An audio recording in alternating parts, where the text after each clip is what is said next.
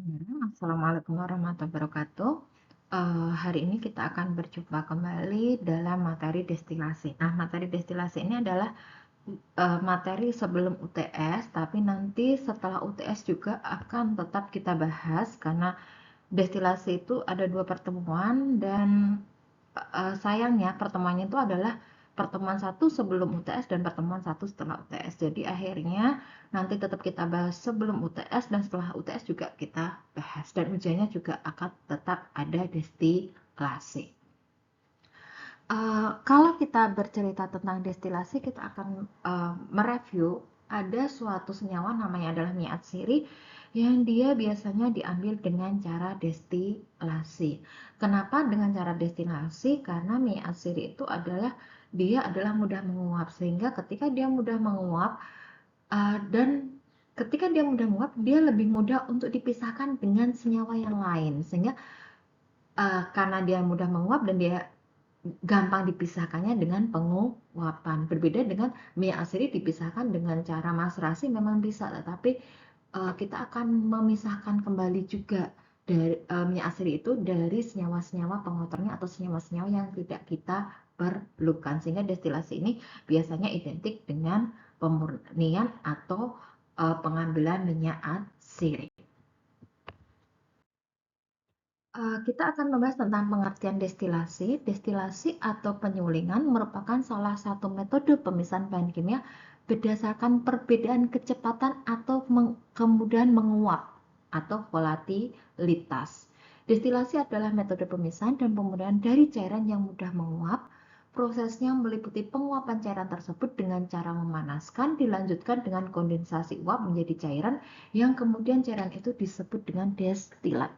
Jadi prinsipnya dari destilasi adalah dia memisahkan senyawa satu dengan senyawa yang lain dengan cara penguapan atau dengan cara dia memiliki perbedaan titik didih. Saudara-saudara pasti ketahui bahwa setiap senyawa itu memiliki titik didih yang berbeda-beda. Misalnya alkohol titik didihnya adalah 80 derajat Celcius, sedangkan air adalah 100 derajat Celcius. Minyak asiri juga memiliki titik didih yang berbeda. Minyak asiri kenangan dengan minyak asiri misalnya daun serai itu juga berbeda titik didihnya, sehingga dengan perbedaan titik didih itu kita bisa melakukan pemisahan. Dan pemisahan dengan destilasi adalah pemisahan berdasarkan titik didihnya. Hasil dari destilasi namanya adalah destilat. Bagaimana prinsip kerja destilasi? Dasar pemisahan dari destilasi adalah dengan adanya perbedaan titik didih. Nah, tadi sudah saya jelaskan ya, jadi dasarnya adalah perbedaan titik didih. Pemisahan dengan destilasi melibatkan penguapan diferensial dari suatu campuran cairan diikuti dengan penampungan material yang menguap dengan cara pendinginan atau pengembunan. Syarat utama dalam operasi pemisahan komponen-komponen dengan cara destilasi adalah komponen uap harus berbeda dengan komposisi cairan dengan terjadinya kesetimbangan larutan-larutan dengan komponen-komponennya cukup dapat menguapkan. Jadi begini saudara-saudara, bahwa dengan perbedaan titik didih maka dia akan menguap dengan suhu tertentu.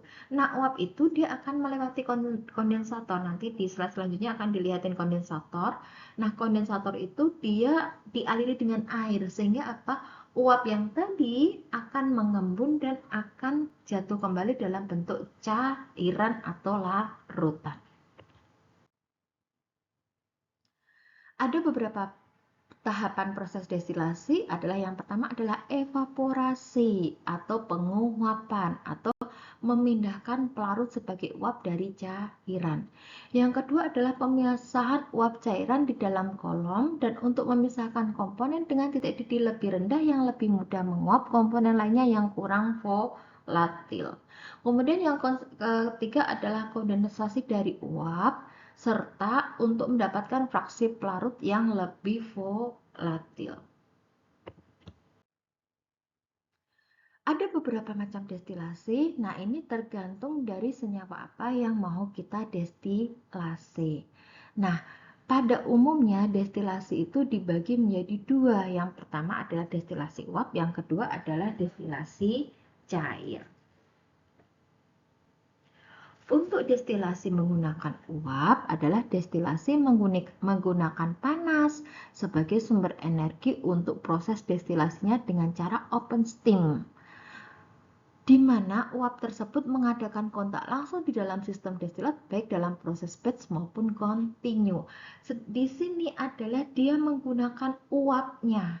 Jadi uap itulah yang digunakan untuk menyaring minyak asari atau senyawa-senyawa yang ingin kita ambil. Itu adalah destilasi uap. Kemudian kita akan, yang kedua adalah destilasi menggunakan reboiler, yaitu destilasi dengan menggunakan reboiler disebut dengan closed steam, di mana alat penukar panas atau reboiler digunakan untuk memaksa kembali panas dan uap pada hasil di bawah fraksi. Reboiler diletakkan pada bagian menara. Hal ini membuat luas permukaan menjadi besar. Namun untuk membersihkannya harus menghentikan operasi destilasi.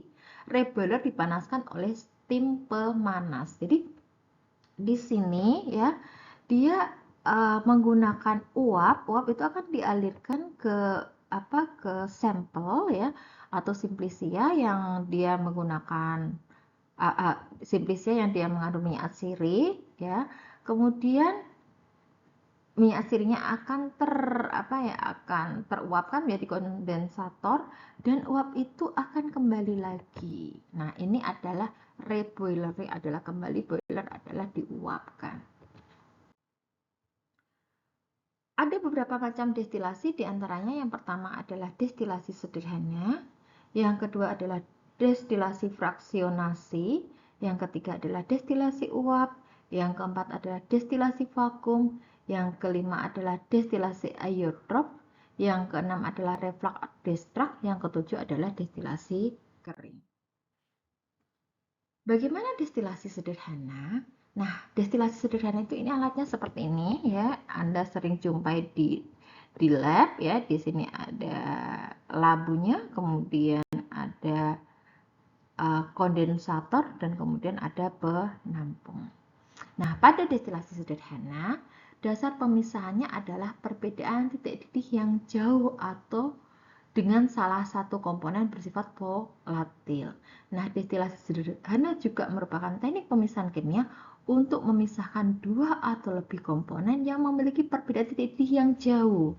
Jika campuran dipanaskan, maka komponen yang titik didihnya lebih rendah akan menguap terlebih dahulu. Jadi, untuk destilasi sederhana adalah kita mengambil minyak asiri yang dimana dia dengan komponen yang lain itu dia memiliki titik didih yang jauh. Contohnya adalah kita mau mengambil alkohol yang suhu titik didihnya adalah 80 derajat Celcius dalam air yang air itu suhu titik didihnya adalah 100 derajat Celcius. Sehingga di sini adalah alkohol akan menguap terlebih dahulu. Nah, ketika alkohol menguap terlebih dahulu, maka alkohol akan melewati kondensator dan kemudian dia akan ditampung. Kurang lebih seperti itu. Kemudian ada destilasi fraksionasi. Ini lebih kompleks ya dibandingkan dengan destilasi sederhana. Proses ini digunakan untuk komponen yang memiliki titik didih yang berdekatan. Pada dasarnya sama dengan destilasi sederhana, hanya saja memiliki kondensator yang lebih banyak sehingga mampu memisahkan dua komponen yang memiliki perbedaan titik didih yang bertekanan. Pada proses ini akan didapatkan substan kimia yang lebih murni karena melewati kondensator yang banyak. Nah, kalau yang pertama, destilasi sederhana, dia hanya menggunakan satu kondensator. Nah, dengan destilasi fraksionasi, ini Anda lihat ini ada dua kondensator. Yang pertama adalah dia di atas distilling flash, itu ada kondensatornya atau fraksioni kolom ya, kemudian dia akan naik ke atas, kemudian dia akan lewat ke kondensator yang kedua.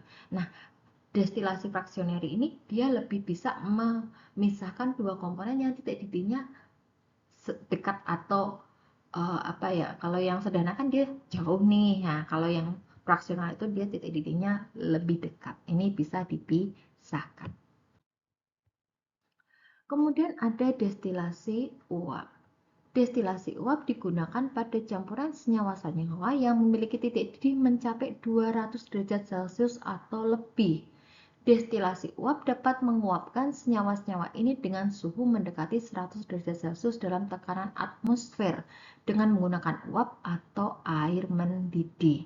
Selain itu, destilasi uap dapat digunakan untuk campuran yang tidak larut dalam air di semua temperatur, tapi dapat didestilasi dengan air. Nah, destilasi uap ini dia menggunakan penguapan atau uap airnya sebagai wahana ya, sebagai wahana atau sebagai sarana ya untuk dia mengambil minyak atsiring. Kemudian ada destilasi vakum. Destilasi vakum itu dia menggunakan vakum. Destilasi vakum biasanya digunakan jika senyawa yang ingin didestilasi tidak stabil. Jadi ketika senyawa itu dia tidak tahan pemanasan, maka dia digunakan vakum. Untuk apa? Supaya titik pemanasannya itu lebih rendah gitu kan. Kita ingat ya bahwa tekanan itu akan mempengaruhi titik didihnya. Nah, ini saya bacakan ya. Destilasi vakum biasanya digunakan jika senyawa yang ingin didestilasi tidak stabil dengan pengertian dapat terdekomposisi sebelum atau mendekati titik didihnya atau campuran yang memiliki titik didih di atas 150 derajat Celcius. Metode destilasi ini tidak dapat digunakan pada pelarut dengan titik didih yang rendah jika kondensornya menggunakan air dingin, karena komponen yang menguap tidak dapat dikondensasi oleh air.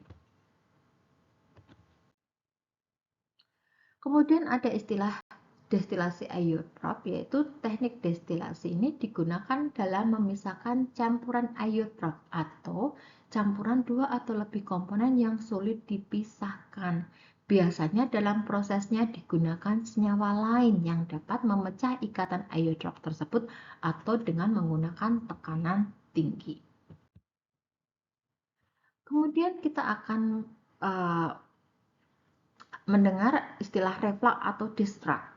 Reflux dilakukan untuk mempercepat reaksi dengan jalan pemanasan, tetapi tidak akan mengurangi jumlah zat yang ada, di mana pada umumnya reaksi-reaksi senyawa organik adalah lambat. Maka campuran reaksi perlu dipanaskan, tetapi biasanya pemanasan akan menyebabkan penguapan baik bereaksi maupun hasil reaksi. Karena itu, agar campuran tersebut reaksinya dapat cepat, dengan jalan pemanasan dan jumlahnya selalu tetap, reaksi dapat dilakukan secara reflux. Kemudian ada destilasi kering. Destilasi kering adalah suatu metode pemisahan zat kimia dalam proses destilasi kering. Bahan padat dipanaskan sehingga menghasilkan produk-produk berupa cairan atau gas yang dapat berkondensasi menjadi padatan. Produk-produk tersebut disaring dan pada saat yang bersamaan mereka berkondensasi dan dikumpulkan. Destilasi kering biasanya membutuhkan suhu yang lebih tinggi dibandingkan destilasi biasa. Prinsipnya memanaskan material padat untuk mendapatkan fasa uap dan cairnya. Bagaimana aplikasi metode destilasi? Salah satu aplikasi destilasi adalah pada pembuatan minyak atsiri. Metode destilasi atau penyulingan minyak atsiri dapat dilakukan dengan 3 cara, yaitu penyulingan dengan sistem rebus atau water destilasi, penyulingan dengan air dan uap atau water dan steam destilasi, dan penyulingan dengan uap air atau direct steam destilasi. Ini adalah alat destilasi dan biasanya ini juga keluar di UKOM. Yang pertama adalah burner. Kita juga bisa memakai hot plate juga bisa. Nah, ini adalah dia pemanasnya yang dia untuk mendidihkan. Nah, ini alat yang untuk mendidihkan namanya distilling flask. Nah, ini kemudian biasanya di sini kita pasang termometer ya, kemudian di sini ini yang dialiri air itu namanya adalah kondensator. Jadi ini tadi dialirin air. Kemudian ini adalah receiving flask atau labu penerima minyak atsiringnya. Dan minyak atsiringnya biasanya adalah hasil destilasi. Hasil destilasi namanya adalah destilat.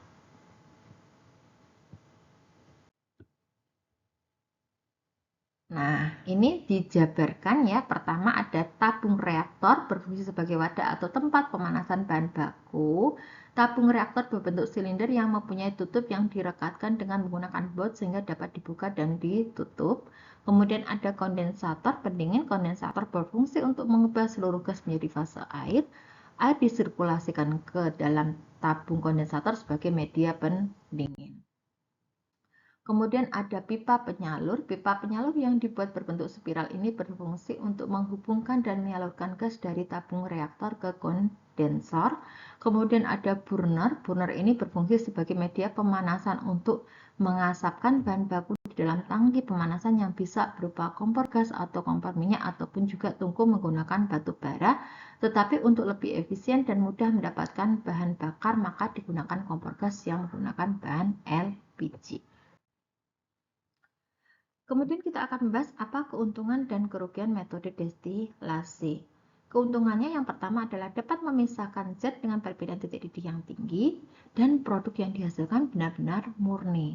Selain itu, destilasi juga memiliki kekurangan. Yang pertama, dia hanya berlaku untuk zat dengan fase cair dan gas, kemudian hanya dapat memisahkan zat yang memiliki perbedaan titik didih yang besar dan biaya penggunaan alat ini relatif mahal.